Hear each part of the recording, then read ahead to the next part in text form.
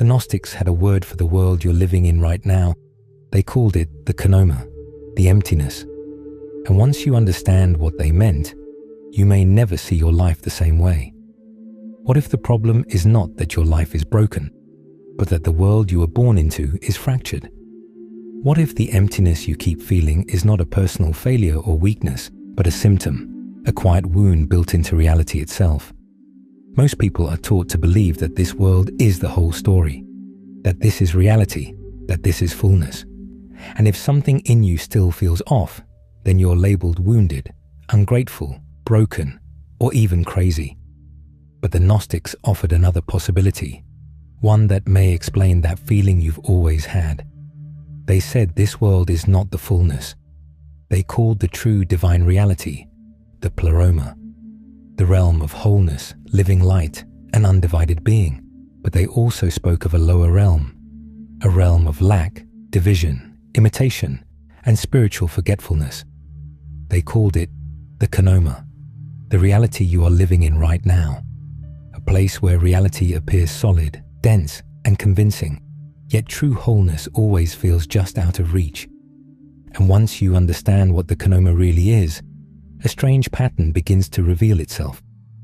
The endless striving, the sense that no achievement or identity can fill the void of emptiness.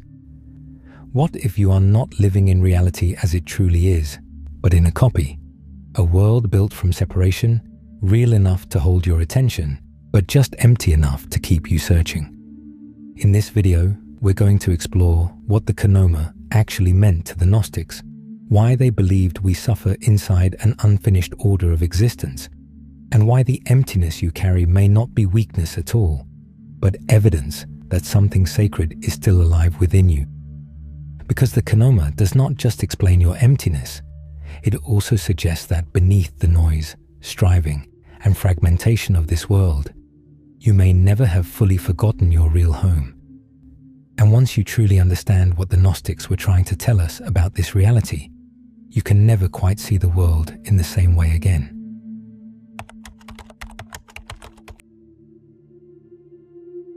To understand the kenoma, you have to step outside modern thinking.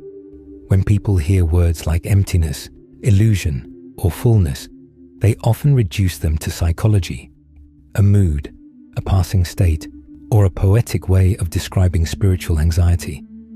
But the Gnostics were not speaking in metaphor alone. They were describing a condition of existence, the structure of reality itself. The word pleroma in Greek means fullness, not fullness in the ordinary sense of comfort or emotional satisfaction, but divine wholeness, the unfractured realm of spirit, beyond division and lack. In the Gnostic vision, the pleroma is the original reality, the living totality of the source before separation. The kenoma is described as a lower order of reality cut off from fullness, a world that exists as a copy of the pleroma, but with fractures, a realm of forms without true completion, movement without rest, and desire without lasting fulfillment. For most of history, we knew about these ideas almost entirely through the hostile writings of church fathers like Irenaeus and Tertullian, who were actively trying to stamp them out. Then, in 1945, a farmer near the town of Nag Hammadi in Egypt stumbled on a sealed clay jar containing over 50 texts, many of them Gnostic scriptures, that had not been read in over 1,500 years. That discovery transformed our understanding of early Christianity and gave Gnosticism its own voice back after centuries of suppression. And the writings return again and again to the same pattern: fullness, rupture, forgetfulness, and return. According to this view, reality did not begin in chaos like you were taught, but in divine wholeness. From that fullness emerged luminous expressions of the source, sometimes described as aeons, living emanations of truth, wisdom, and divine intelligence. But then came a rupture. In the Gnostic teachings, the youngest aeon, Sophia, whose name means wisdom, was seized by a longing to know the unknowable source directly. She reached beyond herself and attempted to create on her own without her divine counterpart. But that act of solitary creation ruptured the pleroma. And what it produced was not divine. It was malformed, ignorant, a powerful but limited being that would come to be known as the demiurge or Yaldabaoth.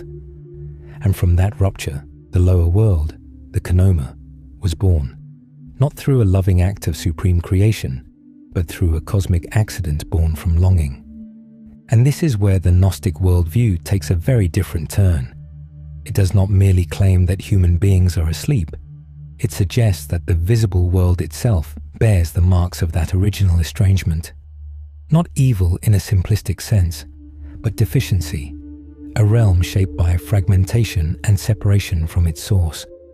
Because the Kenoma explains why everything in this reality eventually decays, why pleasure fades, and why everything in the physical realm keeps the soul searching outside of itself for what it can never truly find in the external world.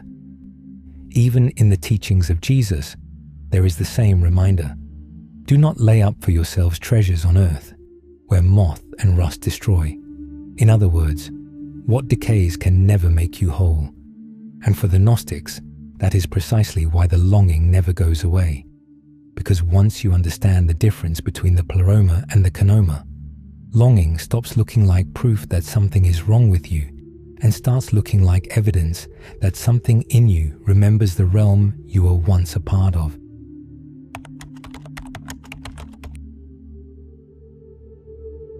So what is the Kenoma really? Not just as a word to describe this reality, but as a lived condition. The simplest way to understand it is this. The Pleroma is fullness so complete that nothing is missing.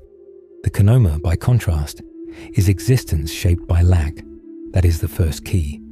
The Kenoma is not merely a place somewhere in distant cosmology. It is the condition of a reality cut off from its own depth, a realm where things still exist but no longer carry the wholeness of the Pleroma. The Kenoma consists of fragments, reflections, and substitutes, a copy that still bears traces of the true divine reality, but is embedded in shadow rather than fullness. This is why, in this reality, you still see beauty, but it fades. You can still feel love, but eventually fear or loss enters it. And you can still reach for peace, but tension and time always creep back in. So the Kenoma is not just emptiness, it's structured emptiness, a world where desire keeps moving because nothing here can truly fill the empty void. The point was never that the world contains no beauty. The point was that beauty here is bound to the laws of physicality, to decay, aging, loss, and death. Therefore, nothing is ever able to remain whole for long. It is like looking into a broken mirror. Something real is still being reflected, but the image is fragmented, distorted, and incomplete. That is how the Gnostics saw the Kenoma. Not total darkness, but borrowed light. Not the true source, but an echo of the source mixed with distortion. And once you start seeing reality in those terms, certain patterns become visible. Why does the mind keep projecting salvation onto the next thing, away from the fullness of the present moment, and onto the next relationship, the next insight, the next version of yourself, only to discover that what you are reaching for always remains just out of your grasp? Because the Kenoma survives through substitutes, it keeps you oriented toward what is always one step away, one more possession, one more answer, one more breakthrough. But the deeper wound is not healed by addition, because the problem is not that you do not have enough of the copy. The problem is that the copy cannot give what only fullness can give. And this is why the true turning point is not found by reaching further outward, but by going within. And this is also why the Gnostics place such emphasis on forgetfulness. The system depends on amnesia. It depends on you confusing substitutes with essence, surfaces with source, and stimulation with life. The trap is not only pain. Sometimes the trap is also being so absorbed by appearances, roles, and identities that it pulls you so far away from the true source that you begin to mistake the copy for all that is real. But that quiet dissatisfaction matters, because in Gnostic thought, you are not merely a being trapped inside the Kenoma. You are also the bearer of a hidden remainder from beyond it. When Sophia fell and the material world came into being, fragments of her divine light became trapped within human beings, a piece of the pleroma, a divine spark embedded within you. And that is why life in the Kanoma never fully settles the soul. Something in you comes from beyond this realm, which is why beauty here can move you so deeply and still leave you aching, why truth can come close and then vanish. So what if that longing was never a flaw in you at all? What if it's the spark remembering where it came from? And if that's true, then it not only changes the way you move through this reality, it gives you the power to master it.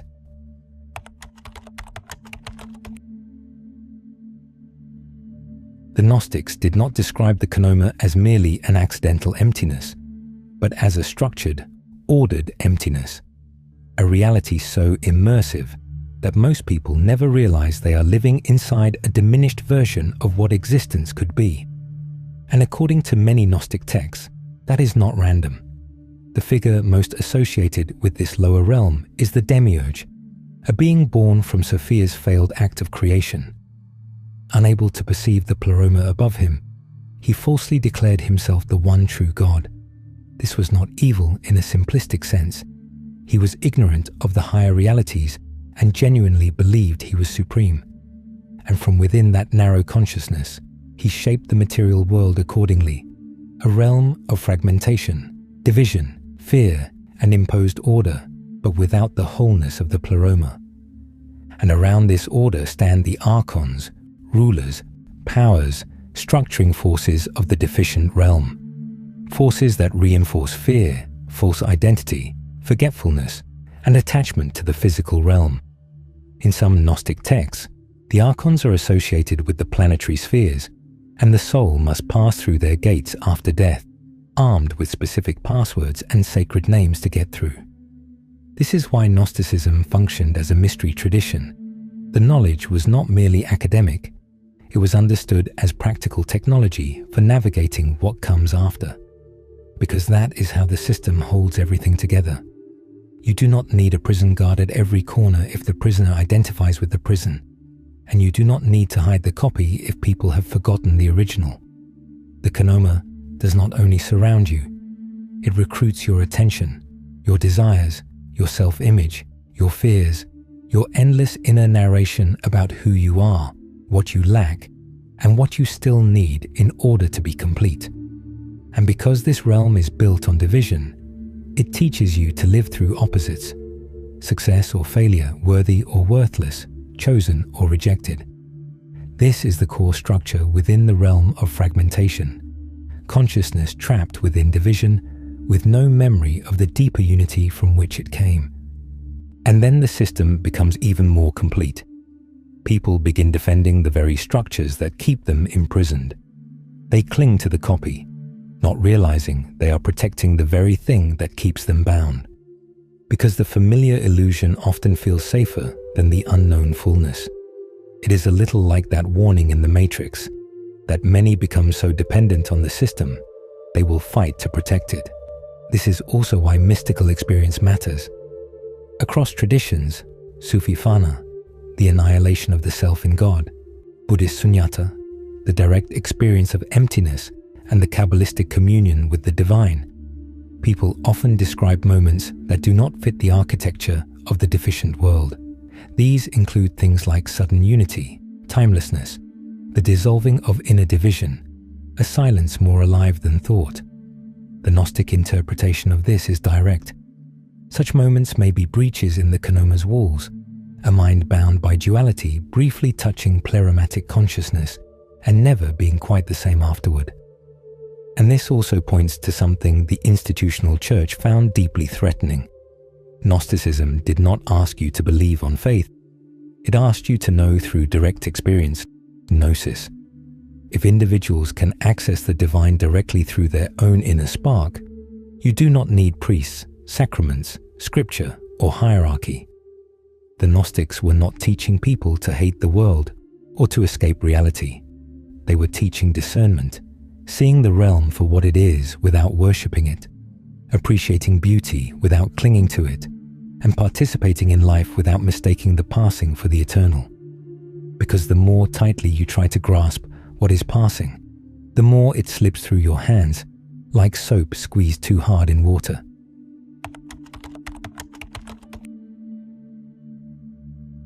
So how do you live with this knowledge without turning it into another concept that will be eventually forgotten? Because that is the real danger. The mind can take words like kanoma, pleroma, demiurge, archons, divine spark, and turn them into decoration, something to briefly contemplate, but later forgotten. So the real work is subtler. It begins when you stop using this teaching only to explain the world, and start using it to observe your experience inside the world. Not with struggle, but with attention. Because attention is where the structure shows signs of weakness. Start noticing what reality feels like in your actual life. Notice the moments when you reach for something with the secret hope that it will fill a void. The mind says, just one more thing, one more outcome, one more person, one more breakthrough, and then I will arrive. Watch that movement closely. Do not condemn it. Don't judge. Just see it. Because the moment you see the mechanism of lack without collapsing into it and identifying with it, a small distance opens between your awareness and the structure. Then ask another question. What here is a substitute? And what here is a reminder? Some things leave you more agitated, more contracted, more hungry than before. Those are substitutes. Other things deepen stillness, silence, prayer, a moment of beauty that does not inflame desire, or a walk where the mind quiets and something in you begins to breathe again. These are not the pleroma itself, but they may be reminders. The key is learning when to see them. And when the old emptiness rises, do not rush so quickly to fill it. Stay with it long enough to ask, what is this hunger really asking for? Very often, beneath the craving for stimulation, validation, control, or achievement is something deeper, a longing for rest, reunion, and a peace the world cannot manufacture. This is also why simplicity matters. The kanoma is strongest when your attention is scattered, overstimulated, reactive, constantly pulled outward. So create moments where the system has less access to you. Sit quietly before sleep. Read something slowly with absolute presence. Walk without turning the moment into content. Let silence become a place where remembrance can surface. Because remembrance rarely arrives through force. It arrives when the static lowers. And perhaps the deepest shift is this. Stop asking the world to give you what only fullness can give. Love people deeply, but do not ask them to complete you. Appreciate beauty, but do not ask beauty to end all longing. Build, create, and participate in life, but do not hand your soul over to passing things as though they were the source itself. Perhaps the real practice is not escape, but remembrance in the middle of the copy. To live, in the words of Jesus, in the world, but not belong to it. To recognize that the ache in you may not be a defect at all, but the soul's refusal to settle for less than what it dimly remembers. And if you want to go deeper into this and begin understanding how to navigate this reality with more clarity, I've created a free ebook, Escaping the Illusion, a Gnostic Guide to Mastering Reality. You can download it for free. The link is in the description below.